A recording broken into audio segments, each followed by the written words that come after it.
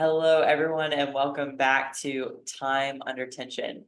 As I created the media post for today, what was so cool was typing 40 and realizing that we've literally recorded 40 episodes together. And we have gone over so many different topics, but I've never lost like the joy every time that we do it. I feel like I just have so much fun and it always makes me look forward to everything I get to learn in doing this and the feedback that I get and the conversations that I get to have with you and picking your brain. And I'm excited to see what God's plans are as we continue long past 40, which I think is a perfect number for our our topic today. That just clicked for me. Wow. Wow, that's great. That's great. We should let everybody else into the joke here. Right. So, if you've been joining us over the past couple of weeks, last week we kicked off a new series, Old to New. We're paralleling our lives and just kind of the life of the disciple with the progression of the Israelites' journey up until the kind of New Testament journey into discipleship. And last week we started with uh, Egypt, and we kind of paralleled that to our own journeys and how being in that environment, what that would look like in the modern day and how it's looked in our own lives. And this week we'll be going into the desert. And if you're familiar with the Bible at all, probably know that the Israelites wandered in the desert for 40 years. So hence the excitement about the episode number. For sure. I also think it's cool to think about Jesus also after his baptism by John was in the desert for 40 days. So that number Mm. 40, there's some definite truth attached to that number around the desert. So I definitely don't think it's an accident that we happen to have this be our 40th episode. So I'm pumped to get into it. Sure. Definitely. It's funny, I'm doing the Bible in a year, and my Bible just kicked off Exodus today, which was just awesome timing. Now it's a little bit before the period of time that we're talking about today, but just thinking about the anticipation and the people groaning in Egypt for freedom from slavery, which we talked about last week. And in the story that I read, Moses was approached by God through the burning bush, and God heard the groans of Israel coming up and promised delivery from their captors. And today, as we talk about moving into the desert, I think it's important to note that sense of hope and thinking that these people had been probably imagining what freedom would look like for so long. There was so much anticipation built up. And as we see when you get into the desert, I think sometimes it's different than we might expect when we actually move out of the thing that's held us in captivity into what freedom actually looks like. For sure. I spent some time looking at some old journals from when I felt like my desert season was most prominent. I think what I've noticed and what I wanted to throw in here also is I find that I have this cyclical experience of now that I'm through the desert in what I would have seen from a desert season back then, I'm also finding that there are new deserts I have to enter into, and it's almost this cyclical experience, just like the seasons. Like it's not that we are through the desert and then we're just through it forever. And I think we see that in multiple other stories in the Bible. It's just not necessarily referenced to this specific point in time, but as we take this biblical story and attach it to modern day experience, I think that desert season seems to be something that follows leaving an old pattern or leaving an old thought pattern, feedback loop, leaving a particular trauma behind as something that identifies you as whatever it is that you're finding yourself stuck in. This desert season seems to follow this massive faith movement that you have, this empowering experience to leave. and then you're kind of in this wandering period of time. So as I was reflecting, it was cool to see that each desert has definitely been shorter and shorter and shorter. And I think that's something we can kind of talk about here in terms of the Israelites' journey. But I have found that there is so much goodness in those desert seasons, and they usually are something that also follows this like renewed sense of like hope and victory. There is this period of time where you're kind of left waiting and journeying to the promised land, for example. Definitely. I think that's such a good point. Like, it's not like, once you once you accept Christ into your life, that things get easier. I feel like there is usually that initial period of things getting harder because you just become a lot more aware. But then there are valleys and challenging seasons and things, trials that come up throughout the time that you are deciding to pursue Christ. You'll deal with struggles whether you decide to pursue Christ in your life or not. But I think the difference becomes, and maybe this is a parallel to more of the promised land, that when you are struggling, you aren't alone. And you know that God has a plan for you in it, that He's with you, that He's guiding you, that He's already mapped out your steps, and that even when it doesn't look like the journey that you expected, every step of the way, and even the journey feeling like it's been prolonged, is for your development so that you are ready when it's time to step into that next season. For sure. I felt like, we can reference Restore Austin here really quick before we kind of dive into more of the experience of the desert from our perspective and some of the things that came up that are extremely prominent in our translation of what happened in the desert for the Israelites and what happens maybe necessarily here in our current experience for ourselves and others, um, is that we are not called to perfection. We're not called to in the sense of in this life as we're progressing through it, there isn't this expectation of perfection. There's this expectation of seeking wholeness and understanding. The Restore Austin talked about the difference in the translation of a very specific word in the Bible around Jesus's what he referenced as his life philosophy at the like peak of his ministry when he had everyone's attention and the one time he wasn't speaking in parables, it was the Sermon on the Mount. And at the very end, he's saying to be perfect like your heavenly Father is perfect. That's how it's translated in most scriptures now. But as he was explaining a story of how this scripture was used in some sort of spiritual abuse example, that translation of perfect really, especially in our world today, gets massively manipulated into this idea of perfectionism and actually pushing down and hiding things that would reveal an imperfection of yours.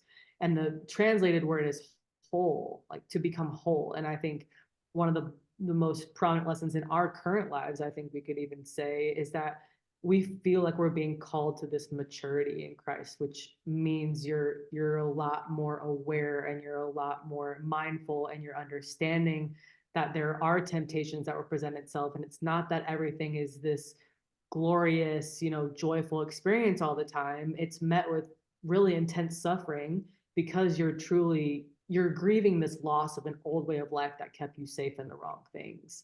And that journey of letting go of choosing hate when someone upsets you and being angry towards them and not forgiving them, but choosing forgiveness and seeking peace and prioritizing meekness and humility, like those things are what's going to lead to this idea of wholeness. And I think one of the things to point out here is that the journey to the promised land is far from perfect, and it's far from this need for us to seek out perfectionism. It's really about seeking out wholeness, which is met with suffering and it's met with challenges and it's met with these moments where you're given choice, which is why we have free will. We're given choice to follow God or not in a situation and truly decide to let go of an old way of thinking or an old way of choosing to react and respond and choosing something that we know would align more with the value and the character of God.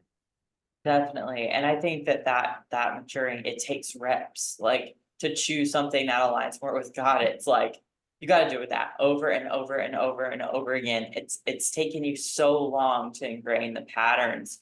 And when we look at the Israelites, there's like generational trauma, there's generational chains of slavery. They have been in slavery for hundreds of years now, and they have that ingrained into their mindset, even though they know that they're the chosen people of God, that they have a covenant with God, that He's promised abundance for them, that he even told them ahead of time, like you're gonna be enslaved, but I'm gonna deliver you out of that. There is that promise. But these people, all they've known is slavery. And Mm. so them being kept in the desert for longer than the journey actually was. I looked into this because I do think it's really interesting. The journey from Egypt to Canaan, the promised land, was 11 days. It was 11 days. And because of their lack of faith and inability to completely give themselves independence to God and trust His plan for their lives, He allowed them to wander for 40 years because they needed to kind of like work it out of their system. It was like your children will get to go into the promised land, but you won't, because these patterns are so deeply ingrained in you that it's going to take not only the reps of having to be out here in the struggle, like learning to depend on me in the midst of it, but also like then the shedding of the identity of slavery and your children not being born into slavery and getting to understand what that real dependence looks like. And I think we, through the grace of God and through His gift of His Son, we don't have to, literally wander in the desert for 40 years to, you know, be able to experience His love and grace and that closeness with Him and what, the promised land may look like in our own lives. But I do think that when you're in that process, like you're talking about, of like changing your character, or God is changing your character to be more like His, like you have to understand it's going to take so much repetition to start to shape not only your behavior, but then your identity into something new. For sure. I think we can kind of start to, I think that's really kind of the point of the desert, right? Is to achieve that total reliance on God. And I love your point about Jesus, because I was even doing a devotional this morning. And when we think about the Old Testament, God's plan was to bring Jesus back and to have full restoration and connection to Him fully established through Christ. The thing that blows my mind with that is He did drink the wine of our sins, essentially. Like, He took on all the burden of our sins and allows us to remain in this unified connection with God as we're journeying through life, which to me, as I see the desert in my life, and maybe we can start talking about how we personally experience the desert in one of those like deeper seasons, and then how maybe we can find ourselves ending up wandering in these different periods of time, even though we've had moments of promised land, salvation, energy inside of ourselves in between. I think that's the gift of Jesus, is we already are set free. And so it's our choice to end up stuck back in the desert or feeling like we're enslaved again. It's not necessarily always our conscious choice. I think that's that maturation process, but there are these things that we've attached ourselves to, or have been things that we haven't allowed to move through us because we didn't have the modalities or the understanding or the tools to do so. It's not like a fault and a shame and a guilt or condemnation. It's more like this is just a realization of where we're really at, especially with the way our culture and our world has progressed. There's this heavy reliance on things external. There's this heavy reliance on things that we can see. There's this heavy reliance on, power, status, money, sex, appearance, all these things, drugs, alcohol, all these things that kind of put us a step backwards in this progression towards actual experience of the freedom and the promised land, that we do have moments of when we are able to let go of those things and choose a pattern that does serve us. When I think about, and let me go back, that was kind of a tangent here, but my desert season, when I think about my most prominent desert season, it came over COVID. And what happened was the world stopped at that time, and I couldn't. How God works with me personally is he'll like force me into these things because I am stubborn and I am working on my stubbornness, but that is something that I feel blessed by that because he will like almost force me into things. And if we want to talk about, our current journeys around healing our body image and healing our relationship to movement and all these things, like I was forced into it because of a health concern, and you're kind of having to navigate that outside of being forced into bed rest. So anyway, over COVID, I really realized that my entire identity was rooted in others' opinions of me and in my romantic relationships and in how people viewed me at work. And I was definitely seeking perfectionism, and how that level of slavery was keeping me so massively stuck. I didn't know anything else. To your point about when we're entering into the desert, they didn't know anything but slavery. And that really was the first time that I realized I was enslaved and I wasn't free in my existence of this world. I was so dependent on my emotions. I was like leading with my emotions. I was reactive. I was defensive. I was angry. I was easily triggered. I didn't have this ability to like laugh at myself and mess up and joke and have any sort of like kindness towards myself. And it led to this total spiral into my eating disorder. And I felt like my eating disorder was like, that was the biggest place of safety. Like that's where I returned once I didn't have, I couldn't go into work. And we ended up, my current relationship at the time, we broke up and I was alone for the first time since I was 12. I mean, just like totally alone. And then all I could really rely on was my manipulation of food. And I had back to back to back nights for months of just binging and binging and binging all night up till 4 a.m., watching reality TV to try to get my fill of love, and totally just stuck in this trying to fill this emptiness inside of me with food.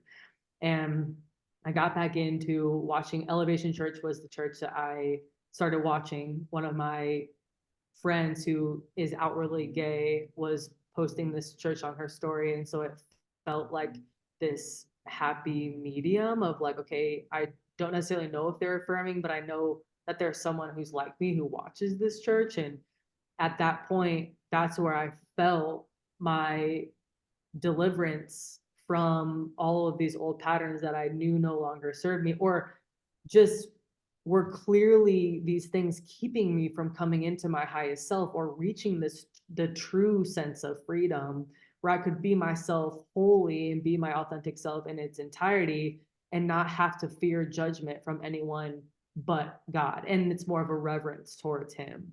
And so when I came into that and had this like burst of faith and this hopefulness and this energy, it's like, okay, cool. I'm gonna like, I let go of those things and I let go of like the identity piece towards my romantic relationships and was able to see like, I need to start learning who I actually am. I need to start learning who I am really, like what's happening, what's causing these things. And as that happened, that's kind of that leaving that Egypt, I get into the desert. I thought the desert was going to be met with like, I'm going to have every single resource I need. I'm going to be met with, I'm going to not feel the urge to binge. I'm going to absolutely know what to do all the time. I'm not going to feel pain or suffering. I know I need to let go of this stuff. So it's going to be this, like God's going to provide because he just rescued me from these things. And what happened was I binged every night. I continued to binge every night, every single night, struggling, crying, like, but at the same time, I was getting really curious about why. Now, with that, that gave me this hopefulness, but then I found myself going back to the reliance on food, going back to the reliance on my body image, wishing I could go back to the body I had when I was bodybuilding, like really wanting the old things of Egypt, messaging people to try to just get this quick hit of love or this intimate relationship. I fell back into like thinking that's what I needed again, or I wanted to go back to that way of life. And I think maybe I can pause here because I think that's a really big part of the Israelites' journey. And maybe you can touch on the history of how the Israelites, found themselves seeking that slavery again or that Egypt again because of the uncertainty and the unknown that they were experiencing. Yeah, I mean, I think in terms of that point, that expectation of like, okay, we're gonna be led to freedom and probably anticipating and visualizing what that's going to look like. I am all about having a vision because I love goal setting, but what I'm learning more and more is like the vision has to be tied to the promise of like God is going to be with me in all the things and not a particular like this is exactly what it's going to look like when I'm following God. Because then if it doesn't look like that, it's easy to get misled and think, well, maybe I'm not where I'm supposed to be. Maybe I was actually where I needed to be before, or maybe God's not actually with me. And I think that just being able to move into that season and say, like, this is going to be hard because there's a massive uprooting here of everything that I did tie my identity to before. But one of the things that stood out to me most about the story of them being in the desert is daily bread.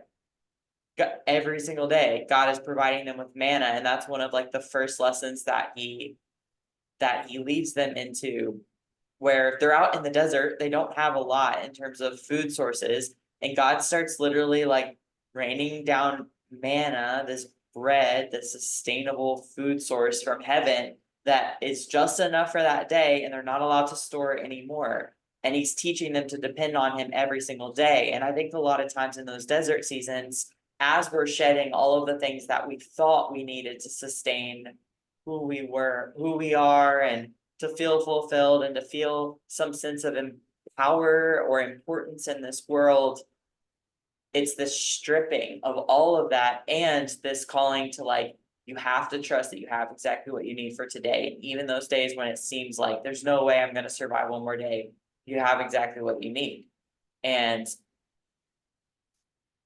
I think, like with my journey, my desert season happened after we left Dallas. I think, like you said, there's different deserts in life, but I think this was by far the biggest one because it was that time when I really had to be stripped of everything that I had identified with previously. When I was in Dallas and you were making the decision as to whether or not you wanted to pursue this job at Davidson and move to North Carolina, I was excited because I was ready for a fresh start. And I was like, I'm over all this. There's so much pressure. Like, I'm getting divorced. I need to create space from my old life. I just want to run away from it all. And I had this vision in my head of what that would look like of not having to be under all that pressure anymore. And then we got to North Carolina and I was like, this is not like this isn't what I thought at all. This isn't what I thought at all. And I soon realized that everything that had been the problem was still in me. And although I was able to change my external environment and that did help because I was able to separate myself from people who might have had different values, everything that I struggled with ultimately were things that were already inside. And so I had to go through this process of God stripping all that away from me and learning to just like, all right, just get me through today. Just get me through today. And that be it. And it not be this like magical season of fresh start and excitement and wonder and everything that had bogged me down was gone and it was just all those other people. It was like, no, everything is still in you. And if you're really asking for God to uproot your life, to prune you, you better be ready to be ripped out of the ground and like only the important things be left. And that is really challenging and it's traumatic and it's stressful and it's exhausting and there's a lot of like negative emotions that come with that. Now it's not all bad. There was so much good in it and I did feel my life immediately slow down. I found that I had an opportunity to like create a more of an image of myself in terms of like I had been this person in this environment and it's really hard to be in the same environment and to be like, okay, I'm being a different person now, or I'm gonna like be displaying different values. That's really hard to do. But to have that fresh start of like, okay, I'm out here in the desert, I don't know anyone out here. Every relationship I build, I get to be really intentional about now about saying, like, this is who I am, these are the values that I have. Like this is the kind of person that I am.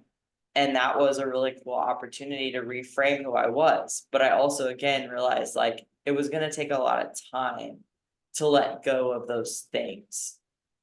When I moved, the only thing that had made me feel some sense of importance before was that I was a bodybuilder and that where the location that I lived in Dallas, like north of Dallas, I knew people and people knew me. And I kind of like got to ride on that and feel like, okay, well, if people recognize who I am and like I have this like, whatever, local fame, that feels good and that feels fulfilling and that feels like validating that I am good and I am important.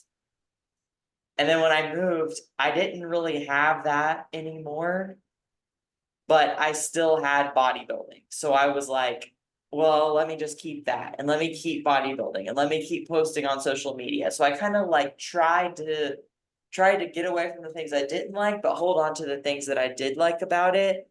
And eventually I had to learn that that didn't work either. Like if I was going to be really renewed and restored to something better than anything I had been before, eventually I had to be willing to let go of it all. Now, that didn't happen all at once. It was not an 11-day journey for me, and that was because of my lack of faith, probably. But not just like you said, a conscious choice of like lack of faith. It's like I had to be changed inside, and that's a process. So that journey was like I I moved there and just picked up my lifestyle and moved it with me. I was bodybuilding, nothing had changed. I was posting all the time. I was constantly focused on my body. My life revolved around my routine. Even in our relationship, bodybuilding always came first in terms of how I prioritized my life. Like nothing really changed right away. It wasn't until we had been there a year and a half when I finally had this conversation with myself of like, do I even want this anymore? Like, do I actually want this? And that was the real scary part of that desert season of like, I had to choose. Did I want to just be in the desert and not learn anything? And maybe the generation after me could be able to experience the promised land. Or like, do I actually make the change and strip myself of everything that God is telling me, like you said, be perfect, be whole. He's like, I'm telling you the things that you need to do to be whole, which is to stop letting food and your routine and your body and fame and attention run your life all of the time. And to actually just say, like, all right, I trust that I am enough as I am, and that if I just follow God, that I'll find everything that I need. And I eventually took that leap. It took really getting pushed and just wandering around for so long doing the same thing over and over and over again with the same exact results until finally there was that point where I was like, okay, I got to do this. If I'm going to be a coach and I want to be the kind of coach I want to be where I focus on health coaching, I got to stop working with the coach I'm working with. If I want to have a different experience of life, I have to be willing to let go of bodybuilding. If I want to actually finally address my eating disorder, I have to be willing to let go of a meal plan and teach myself how to intuitively eat. And that's going to mean going through binging. It's going to mean going through under eating and feeling uncomfortable in my body and struggling with my digestion and all of these things that come with that. And then worrying about my image on social media. All of that had to be stripped down. And it was a hard season, but I have never grown so much as I did when I finally was willing to just say, give me my daily bread and I'll trust that that's enough for today.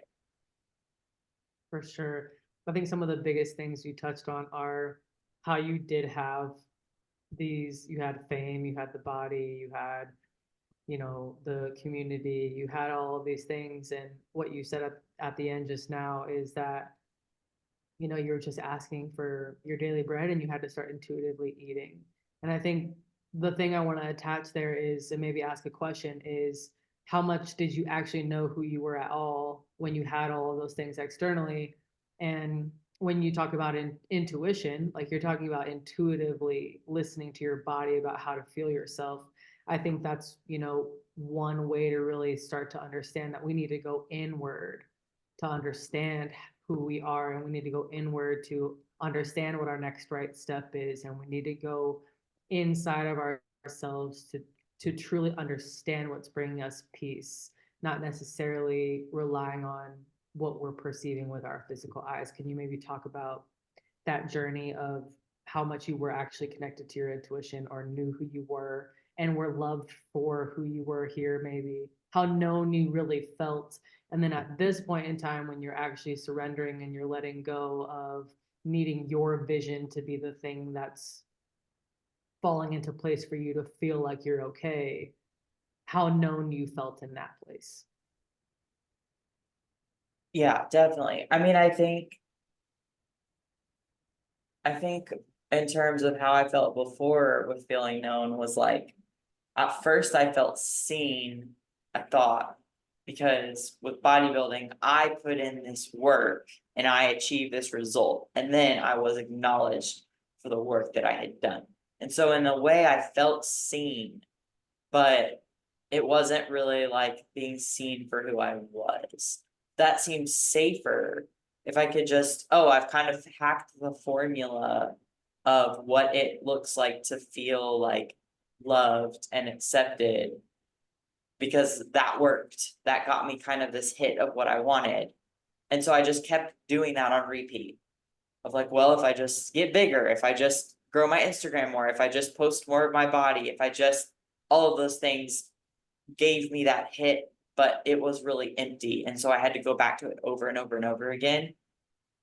And then I think that scary leap was, if I drop all of this and peel back those layers of everything and start to learn like the intuition versus, well, I just thought having a coach telling me what to do felt safer than trying to figure out what is my body actually telling me that I need. Or I just thought that following this blueprint for how to grow my social media would make me feel, more popular and loved, versus let me just be authentically myself and then be excited about the people I really connect with because they actually love who I am. That felt really scary. All of that took so much vulnerability. And I honestly don't think I had experienced any of that before. So I didn't have a lot of evidence that the way that I felt like God was calling me to live was going to give me what I needed. And I did feel like I had evidence that the way that I had been living had given me some kind of satisfaction. But I also knew I kind of felt empty and I didn't really feel that known. And I also didn't really feel like I knew myself. Like, will I ever be able to just eat? Will I ever be able to go on a vacation and not be stressing about finding a gym? Will I ever be, what if I get hurt and I can't lift anymore? Am I going to lose all my friends? Like, all of those things loomed over me. And so I was just running and running and running, trying to be that, versus saying like, let me just surrender and sit down and peel back all of this stuff that's not me, that's not bad inherently, but it has become bad because it's been something that I've given my identity to the degree that I don't even know who I am anymore. And as hard as that was, and as much as I felt like I lost in that, because I did lose my physique, I did lose people who had been reaching out to me all the time. I did lose social media traction. Like, I did lose a relationship with a coach who had been a mentor. Like, I lost a lot in that. But what I gained, and I wouldn't know this until I was looking at it in hindsight, was like peace. Like, now I know I'm loved for who I am. Like, now I know that God's developing me in his character. I also know he's going to be with me through every desert season. So there will never be a desert season like that again, where I like am not really sure if God is with me.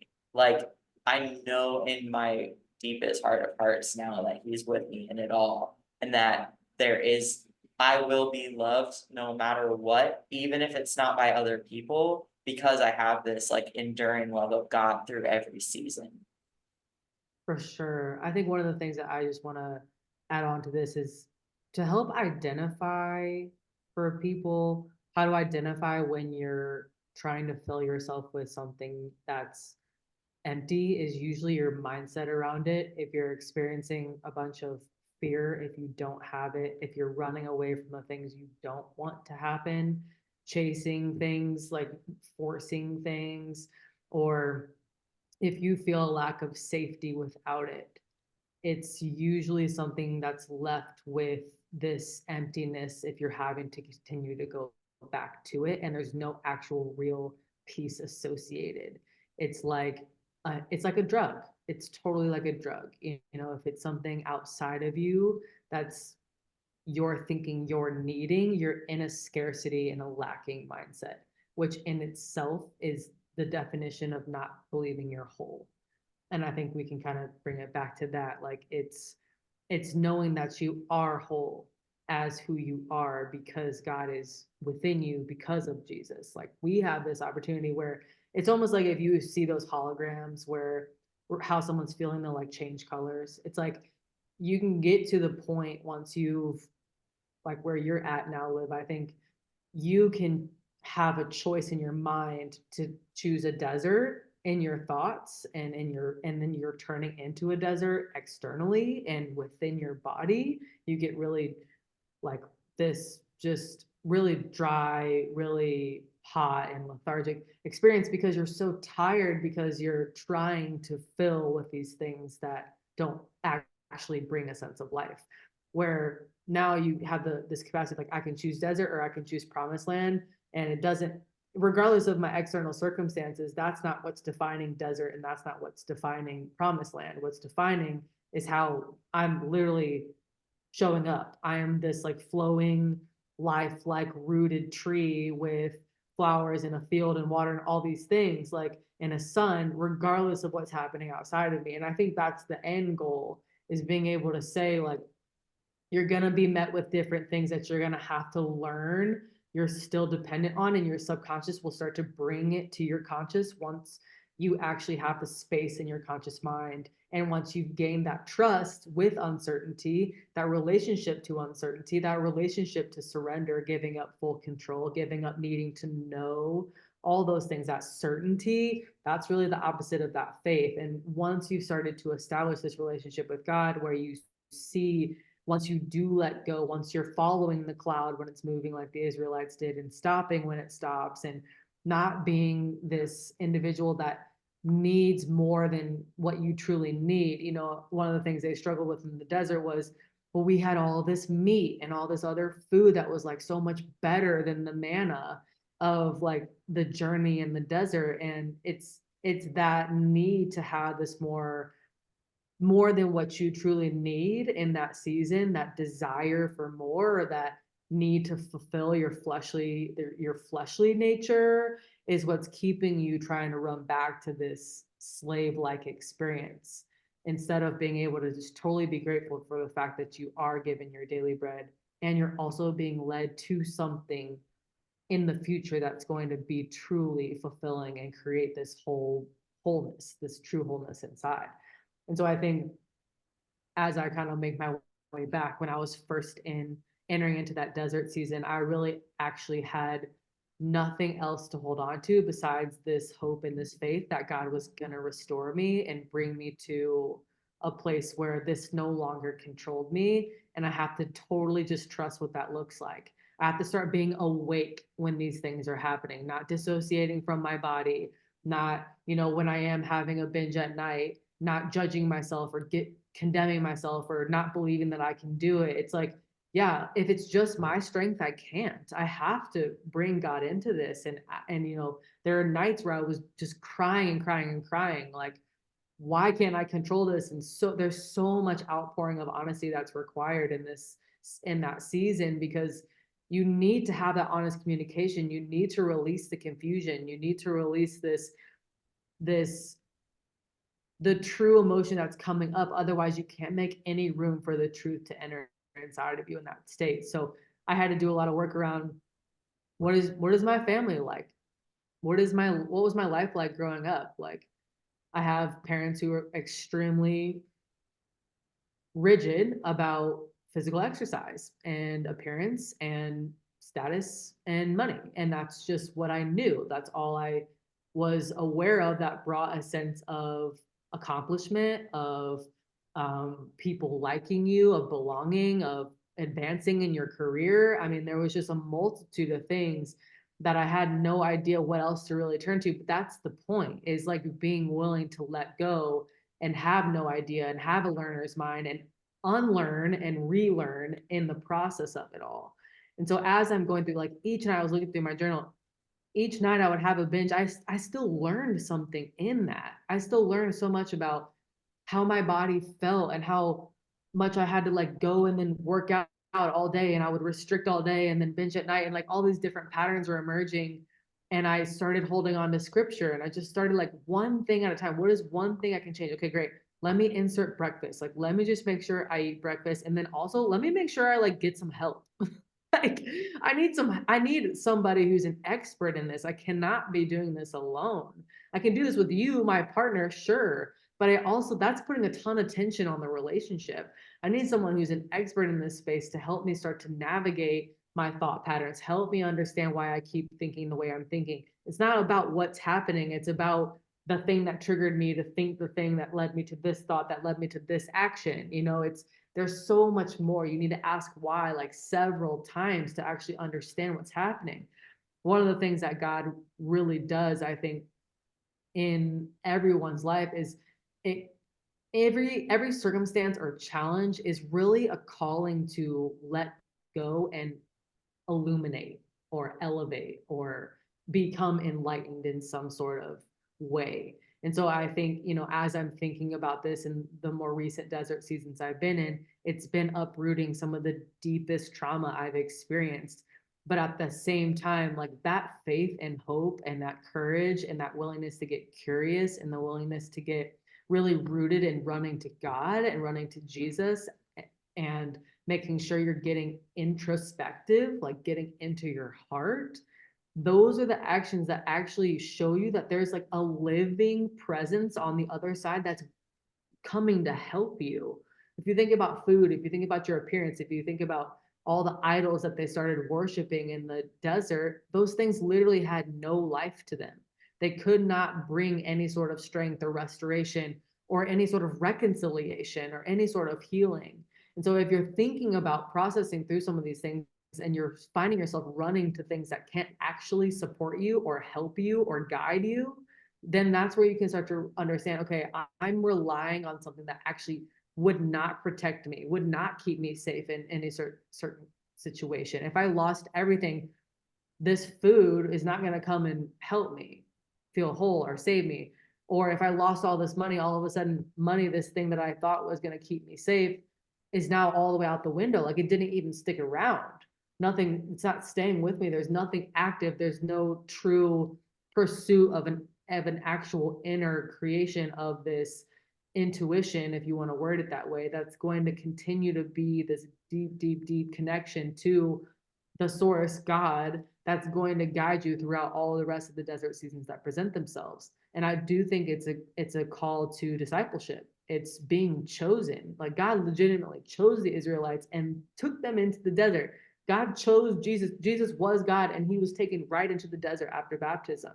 It's the place where you learn your temptations. You learn where you're not actually serving God. And that's what's actually keeping you enslaved to something that's not true freedom. It's not this true expression of love or this true expression of light. And you're feeling so controlled by all these other things outside of you that are actually outside of your control. When you can get to into a desert season and start to separate yourself from what you're feeling by sitting with your emotions and sitting with your parts and sitting with what's happening, becoming more awake, not dissociating when you're in an experience that you're used to experiencing. That's the first step towards growth. It's so significant in just being able to continue to stay more aware and truly assess internally how something's making you feel. And so I think I just say all of that because the desert is so dry. Like it is not fun. It is so,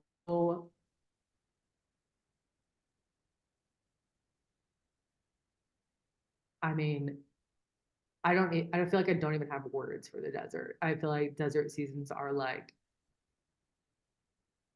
the initial ones are so eye-opening and so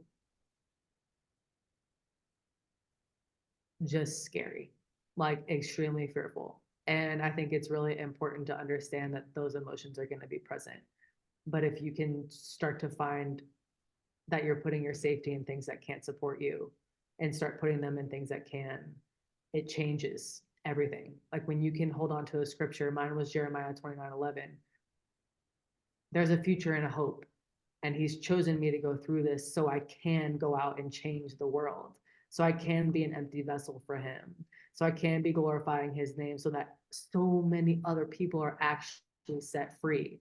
I'm getting, this is why we get to rejoice in the suffering, but like it's also extremely painful. So I think just being real about the expectation of it is really important, but also knowing that a desert season is required to be set free. So enduring it is really courageous, and it's really awesome to take it in this approach of like, I'm not suffering for no reason. I'm actually chosen. I'm literally chosen, and this is why. This is me actually being saved. This is me getting stripped of the things that don't keep me truly free and happy and joyful and in control of my inner world. All of a sudden, once you see the benefits you reap from it, you're just left with so much gratitude for what you just went through. Definitely. And I think I know this was a bit of a go, but I thought this was such a good point. Like the feeling of fear, if you let go of these things, I think that's such a good and important cue to remember of like if like you're trying to figure out what these things are that you might be dependent on. What are the things you're like really afraid of losing? And those things aren't inherently bad in and of themselves. Like it's so often misinterpreted that money is the root of all evil. Money is not the root of all evil. It says love of money is the root of all evil. It's when we put our love, it's when we place our identity in something that isn't a firm foundation, like you're saying, that isn't a source that can actually sustain us. It's so shaky. And I mean, just look at the way that money operates in our world, like inflation, and we have issues with the stock market. Like money is all over the place all of the time. You can literally just look at the evidence around you and see that it's not a stable source. So if that's like something in my own journey, that's one of my struggles. When I find myself feeling really fearful around money, I realizing that I'm putting my identity in it and it's not a stable source for me. But if you can keep your identity rooted in God or just continually go back to Him, because again, you'll come to these same deserts over and over again, many times, not all the time, but you'll have some deserts in your life. Keep running to God over and over again as your source. Those things you'll still have to deal with in your life. Like money will still be a part of your life. It isn't something you can live without in this modern world, but it doesn't have to have any control over you. And that is where I think choice comes in.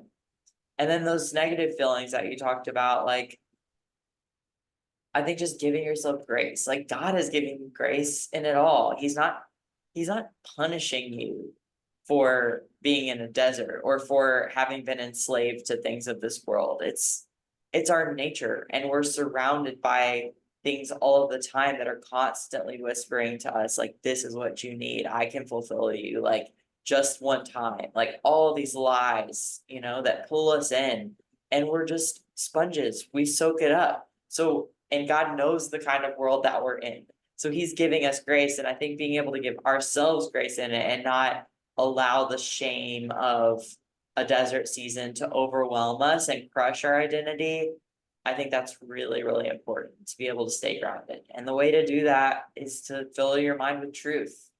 Read the Bible, seek guidance, look for help. If it's something specific, like you said, if it's something specific where you can talk to someone who's literally gone through this or is an expert in this area and can help you maybe look at it from a different perspective, or go to a therapist, like get the help you need, like take advantage of all of the resources. One thing this world is not lacking is information and resources. Like if you really look and seek someone with and ask God for discernment in that, you can find like help that you need to work through some of these, whether it's addictions or just misplacements of identity in other ways. Like there's so many resources out there. For sure, no doubt about that. I think the masking kit thing I went through, and Lizzie I mean, co-regulation is such a big deal, and we talked about that last time, but I love that point. I think everything you said is extremely important to have as an expectation for a desert season, and really being willing to take the leap of faith to enter into some of those seasons, trying your best very much to hold on to the hope that is salvation that's already been promised to you. That in itself, that renewal of your mind, like you mentioned, will just be one of the most important parts of your journey through the desert. Definitely. And then I think once you go through your first big desert, there's so much change that can happen. And just being able to like see that God sees you through that, and might be the hardest one you go through. You have that forever. You have that evidence forever. It's why God has his people erect stones of remembrance to be like, hey, remember when I saved you from that? Like, don't forget that, because it's going to be hard again.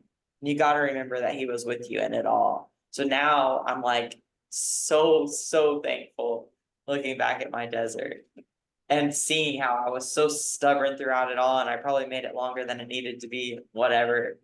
But man, I wouldn't change it, because it really taught me like God is with me in it all. And my promise was like he's working all things together for my good. Like I have to believe that even when it sucks, like God is in this. He has a plan and he's working it all together for my good. And now that is a promise that I've seen fulfilled in my life.